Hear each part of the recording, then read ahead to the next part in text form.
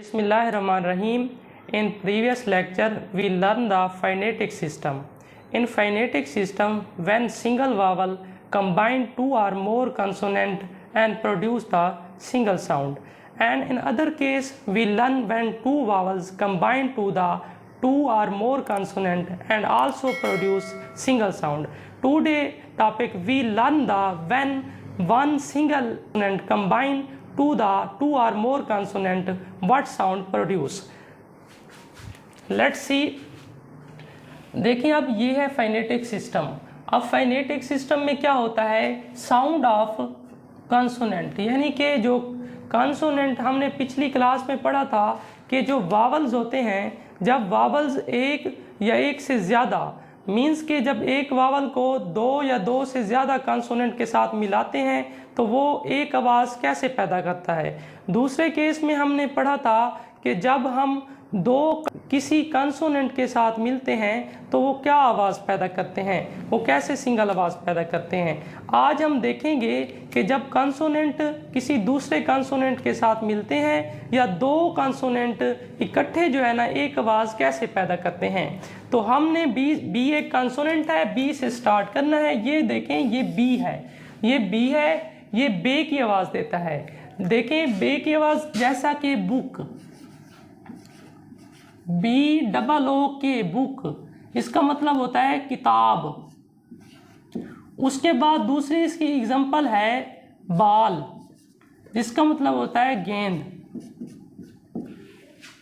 ठीक है जी. अब देखें ये दूसरा एक वर्ड है सी, जो है ना सीन की आवाज़ देता है, काफ की आवाज़ देता है, स्वाद की आवाज़ देता है, से की आवाज़ देता है, शीन की आवाज़ देता है और सी की आवाज़ देता है. देखिए हमें अब कैसे पहचानना पड़ेगा किस लफ्ज़ में ये कौन सी आवाज़ देता है. अगर सी के फ़ौरन बाद ये लफ्ज़ आ जाए, सी के फ़ौरन बाद ई आ जाए, आई आ जाए या वाई आ जाए, तो सी जो है ना सीन की आवाज़ देगा, सीन की आवाज़ देगा, स्वाद की देगा या सा की आवाज़ देता है.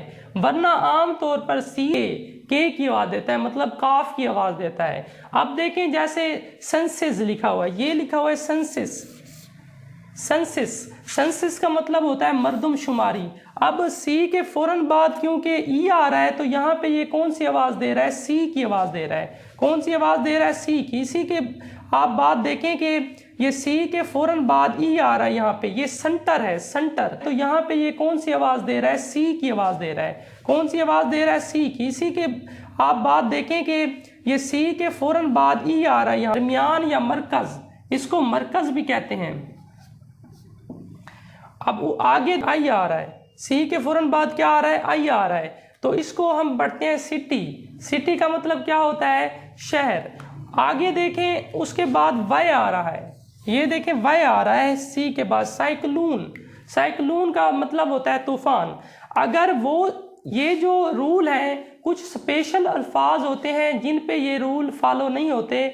देखें ये लफ्ज़ है सी, सी के जो फ़ौरन बाद ये ई आ रहा है, यहाँ पे ये रूल फॉलो नहीं होता, यहाँ पे ये शीन की आवाज़ देता है, स्पेशल, स्पेशल जिसका मतलब होता है ख़ास, जिसका मतलब होता है ख़ास. आगे देखें एक लफ्ज़ है ओशन, ओशन जिसका मतलब समंदर होता है. सी के बाद ई आ रहा है लेकिन यहाँ पे भी ये रूल अप्लाई नहीं हो रहा. अब देखें सी के अगर बाद एच आ जाए तो ये आवाज़ किसकी देता है, आम तौर पे चे की आवाज़ देता है. लेकिन कुछ अल्फाज ऐसे हैं जहाँ पे सी के बाद अगर एच आ जाए तो वहाँ पे शीन की या काफ की आवाज़ देते हैं.